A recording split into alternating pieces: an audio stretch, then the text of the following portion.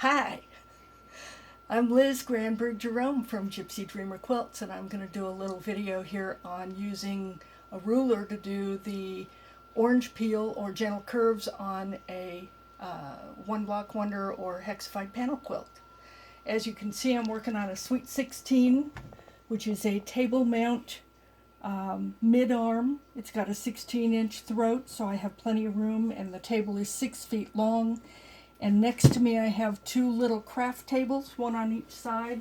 And as you can see, I've got the quilt piled up over here so I don't end up with it dragging and pulling off of the table and causing problems with it jumping or moving around while I'm quilting.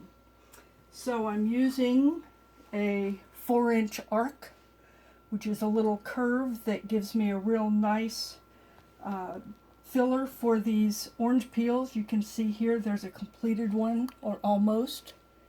Can you get in close? There he is. Thanks, honey. So 3 of those pretty much fill each triangle, so it quilts everything nicely. On these quilts, I press all of my seams open, so I don't want to stitch in the ditch because it would only be on thread. So that's why I'm using the curves, and this secures all the seams. So I'm holding the ruler.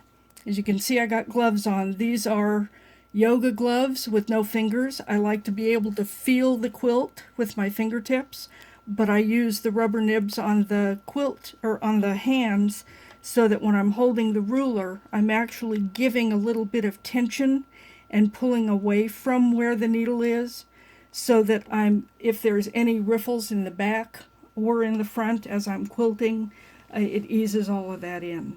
So here we go.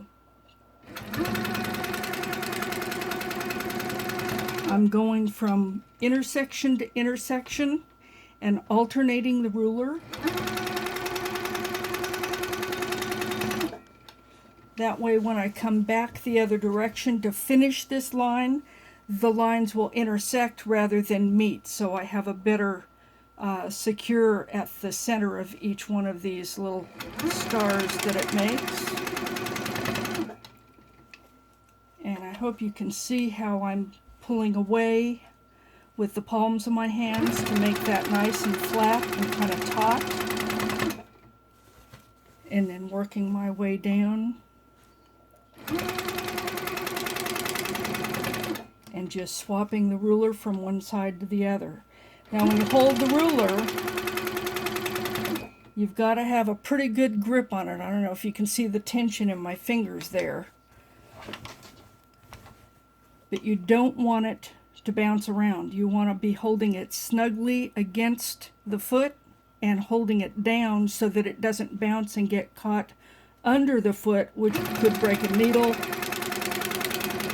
and or cause the machine to go out of timing, which, ask me how I know, it does happen.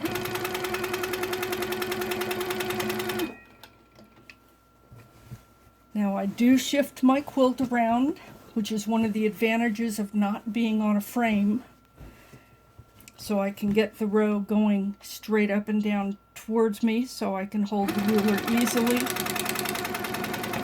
on either side.